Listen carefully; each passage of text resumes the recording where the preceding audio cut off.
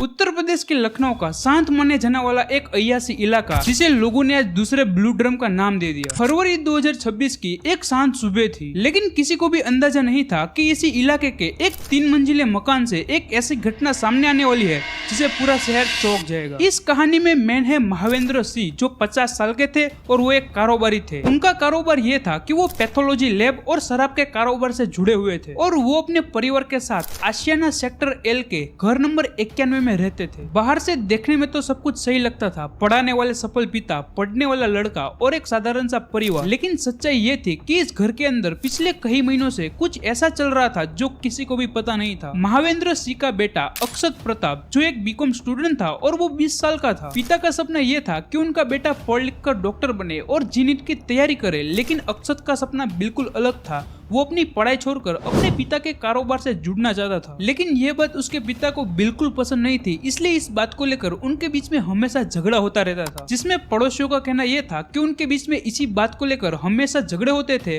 और उनके घर से बहुत ही तेजी से आवाज आती थी। लेकिन किसी भी पड़ोसी को पता नहीं था कि ये झगड़ा धीरे धीरे एक खौफनाक दिशा में चला जाएगा। तो चलो अब हम इस केस को फुल डिटेल में समझते हैं। तो मेरा नाम है नीलेश और आप देख रहे हो TNS Lucknow blue drum case.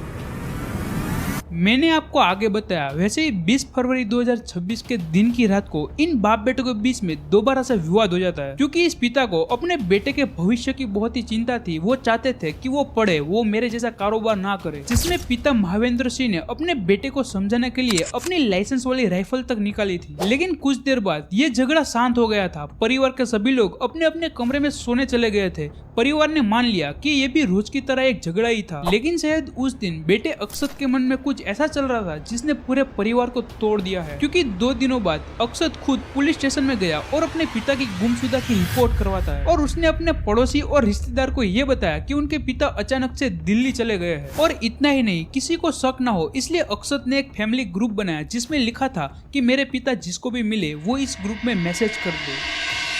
इस घटना में पहले तो सबको यही लगा कि महावेंद्र सिंह सच में गायब हो गए, लेकिन पुलिस को शक था क्योंकि एक कारोबारी अचानक से बिना बताए गायब नहीं हो सकता है। इसलिए पुलिस ने बिना किसी देरी के तुरंत ही जांच करना स्टार्ट कर दिया। जिस जांच में धीरे धीरे घर के अंदर कई सबूत सामने आने लगे, जैसे किसी ने जल्दी जल्दी से घर के अंदर कुछ मिटाने की कोशिश करी हो और कुछ जगह पर खून के हल्के हल्के धब्बे भी मिले। इसलिए पुलिस को शक गहरा होने लगा और उन्होंने घर की और अच्छे से तलाशी ली। तो पुलिस की नजर एक घर में पड़े एक नीले ड्रम के अंदर पड़ी, जिसके अंदर जो था वो किसी ने भी सोचा नहीं होगा, क्योंकि जब उस नीले ड्रम को खोला गया तब उसके अंदर जो था उसे देखकर सभी लोग शांत पड़ गए। इसलिए जब पुलिस ने परिवार वालों से अच्छे से पूछताछ करी तब उनको पता चला कि जब 21 फरवरी को बाप बेटे का झगड़ा हुआ था, उसी दिन सुबह के करीब 4:30 बजे जब सभी लोग सो रहे थे और घर एकदम शांत पड़ा था, तभी बेटा अक्षत धीरे धीरे अपने पिता के कमरे के ओर बढ़ा और उसके पिता की राइफल को उठा लेता है और उसके पिता को बूम। इस राइफल की एक गोली ने महावेंद्र सिंह को खत्म कर दिया था, लेकिन गोली लगने के बाद असली खेल शुरू हुआ, क्योंकि बेटे अक्षत ने पुलिस को बुलवाकर सच बताने के बदले उसने एक ऐसा फैसला लिया कि उसने इस अपराध को देश के एक सबसे भयानक केस में शामिल कर दिया।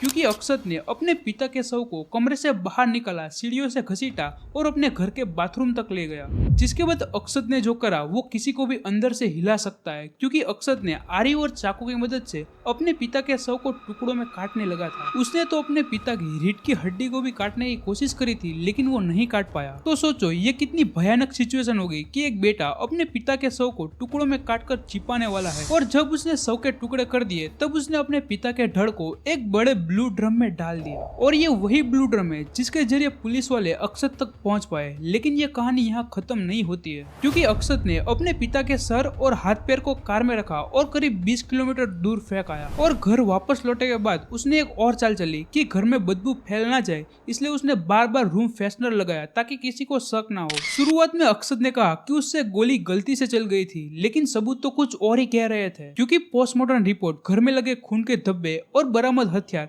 सभी सच की ओर इशारा कर रहे थे, जिसे अक्षत छुपाने की कोशिश कर रहा था। आखिरकार पूछताछ में बेटा अक्षत टूटी गया और हत्या में इस्तेमाल करे गए राइफल, आरी और चाकू और साथ में कार पुलिस ने जब्त कर ली। आखिर में पुलिस ने बेटे अक्षत को गिरफ्तार करके अदालत में पहुंचाया। तो ये एक ऐसा रिश्ता है जिसे लोग सबसे मजबूत मानते हैं, जिसमें एक बाप जिसे अपने बेटे के करियर की चिंता थी, लेकिन गुस्से और दबाव में आकर बेटे ने अपने पिता के साथ ये कर दिया। तो दोस्तों ये मेरा पहला वीडियो है, अगर पसंद आया तो वीडियो को लाइक सब्सक्राइब कर देना और कमेंट में लिखो मुझे इस वीडियो में क्या इंप्रूव करने की जरूरत थी।